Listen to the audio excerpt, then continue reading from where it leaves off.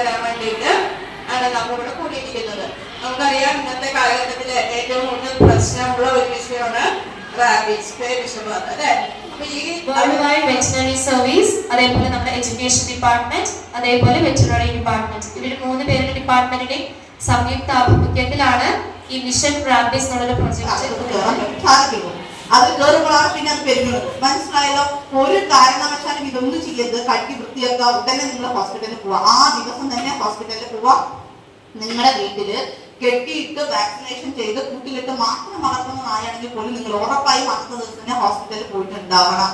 ഒരു കാരണവശാലും നാളെ മറ്റന്നാളെ വിചാരിക്കരുത്. ഓക്കെ, നമ്മുടെ എല്ലാ താലൂക്ക് ആശുപത്രിയിലും എല്ലാ ജില്ലാശുപത്രിയിലും വാക്സിനേഷൻ ഉണ്ട്. നമ്മുടെ അടുത്തുള്ള താലൂക്ക് ആശുപത്രി ഏതാണ്? ചിറ്റൂർ താലൂക്ക് ആശുപത്രിയാണ്. പിന്നെയോ ജില്ലാശുപത്രി പാലക്കാടും ഉണ്ട്. ഈ 2 ഹോസ്പിറ്റലിൽ വാക്സിനേഷൻ ഉണ്ട്. ഉടനടി പോവാ, വാക്സിനേഷൻ ചെയ്യാം. പിന്നെ എത്ര വാക്സിനേഷൻ ആണ് ഇപ്പൊ നമുക്ക് ഹോസ്പിറ്റലിൽ പോയാൽ? ഇങ്ങനെ 4 വാക്സിൻ ആണ് അവർ നമുക്ക് തരിക. എല്ലാ ഡോസ് വാക്സിനും നമ്മൾ കൃത്യമായിട്ട് എടുക്കണം. ഒരു ഡോസ് കൊണ്ട് മറക്കാനോ മിസ്സിക്കാനോ പാടില്ല. മറക്കാന്ന് പറഞ്ഞാല് നമ്മൾ അറിയാതെ തെറ്റി പോകാൻ ചാൻസ് ഉണ്ട്. ഉണ്ടോ ഇല്ലയോ? 037 എന്ന് പറയുന്ന 3 ദിവസത്തെ വാക്സിൻ, അതായത് 3 തവണത്തെ വാക്സിൻ 10 ദിവസം കൊണ്ട് തന്നെ അത് തീരും. പക്ഷെ 28ാമത്തെ വാക്സിൻ ഏറ്റവും അവസാനം മന്തിലാണ് വരിക. ചിലപ്പോൾ നമ്മളത് മറക്കാൻ ചാൻസ് ഉണ്ട്. അത് കഴിഞ്ഞ് നമ്മൾ 28ാമത്തെ ദിവസം വാക്സിൻ എടുക്കാതെ 29ാമത്തെ ദിവസം അടുത്ത ദിവസം പോയാൽ അവർ വാക്സിനേഷൻ നമുക്ക് തരില്ല. മനസ്സിലായോ? അങ്ങനെ തെറ്റി അവർക്ക് തരാൻ വേണ്ടി സാധിക്കില്ല. അതുകൊണ്ടാണ് കൃത്യമായിട്ട് എല്ലാ ദിവസവും വാക്സിൻ എടുക്കുന്നത്.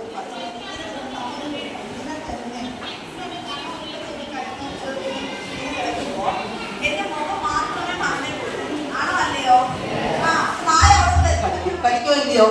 കഴിക്കാം. അപ്പൊ ഒരു കാരണവശാലും നമ്മുടെ വീട്ടിൽ നിങ്ങൾ കുറച്ചുകൂടി വലിയ ആൾക്കാരാണ്, നിങ്ങൾക്ക് അറിയാം അതിലൊക്കെ ഏത് തൊട്ടാൽ കഴിക്കുന്നതായി. പക്ഷെ നമ്മുടെ വീട്ടിലെ കുഞ്ഞു പിള്ളേരുണ്ടെങ്കിൽ ഒരു കാരണവശാലും അവരെ ഭക്ഷണം കൊടുക്കാൻ വേണ്ടി പ്രോത്സാഹിപ്പിക്കരുത്. പിള്ളേരുടെ സ്നാക്സ് കൊടുക്കുക, ഭക്ഷണം കൊടുത്തിട്ട് നാട്ടി കൊടുക്കുക, അങ്ങനെയൊന്നും പറയരുത്. കാരണം എന്താ വെച്ചാൽ കുട്ടികൾക്ക് അറിയില്ല. അവർ ചിലപ്പോ കൊടുക്കുന്ന സമയത്ത് തന്നെ മേലെ പിടിക്കും, മാറി പിടിക്കും.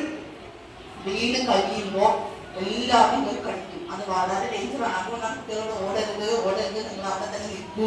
നിങ്ങൾക്ക് പേടിയാണെങ്കിൽ നമ്മൾ പറയാൻ അവരോട് കുറച്ച് സമയം സമാധാനം ഉണ്ടാവുക. എന്തുപോലെ നിൽക്കണം? ഏതെങ്കിലും ഒരു സോപ്പ്, അത് കുളിക്കുന്ന സോപ്പോ പാത്രം കഴുകുന്ന സോപ്പോ ആലക്കുന്ന സോപ്പോ ഏത് സോപ്പാണെങ്കിലും കുഴപ്പമില്ല. ഡെറ്റോളോ ഹാൻഡ് വാഷോ നമ്മുടെ കയ്യിൽ പെട്ടെന്ന് കിട്ടുന്ന സാധനമായിരിക്കണം. പെട്ടെന്ന് എടുക്കുക. എന്നിട്ട് ഒഴുകുന്ന വെള്ളത്തിൽ പൈപ്പ് വെള്ളം നല്ല ഫുൾ പോസ്റ്റിൽ തുറന്നുവിടുക. എന്നിട്ട് നന്നായിട്ട് സോപ്പ് ഉപയോഗിച്ച് തെരുവനായരെ അതുപോലെ തന്നെ നമ്മുടെ വീട്ടിൽ നായ ആക്രമിക്കുന്ന ഒരു ശല്യം എന്ന് പറയുന്നത് ഒരുപാട് ചെറിയ കുട്ടികളാണ് ഇപ്പൊ അതിനായിട്ട് മരിച്ചു പോയിക്കൊണ്ടിരിക്കുന്നത്. ഇപ്പൊ നമ്മളായാലും സ്കൂൾ വിട്ട് പോകുമ്പോഴും എല്ലാം മാം പറഞ്ഞ ഓരോ കാര്യങ്ങളും ശ്രദ്ധിക്കേണ്ടത് അത്യാവശ്യം. അതുപോലെ തന്നെ മാമിന്റെ ക്ലാസ് പറയുന്നത് വളരെ പ്രാക്ടിക്കൽ ആയിട്ടുള്ള ഒരു ബോർഡ് ഏറ്റവും കൂടുതൽ സമകാലിക പ്രസക്തി അറിയിക്കുന്ന വിഷയമാണ്.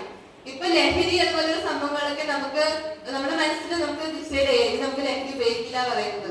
പക്ഷേ ഇത് തെരുവനായ അല്ലെങ്കിൽ മറ്റുള്ളവരിൽ നിന്ന് വരുന്ന പേവിഷബാധ എന്ന് പറയുന്നത് നമുക്ക് അൺപ്രഡിക്റ്റബിൾ ആണ്. നമുക്ക് പ്രവചിക്കാൻ പറ്റില്ല. ആ ഒരു സമയത്ത് നമുക്ക് എന്ത് ചെയ്യണം എന്നുള്ളതിന്റെ ശരിയായിട്ടുള്ള കാഴ്ച നമ്മുടെ മനസ്സിലുണ്ടാവണം. അത് നമുക്ക് വളരെ മനോഹരമായിട്ട് തന്നെ മാം പറഞ്ഞു തന്നിട്ടുണ്ട്.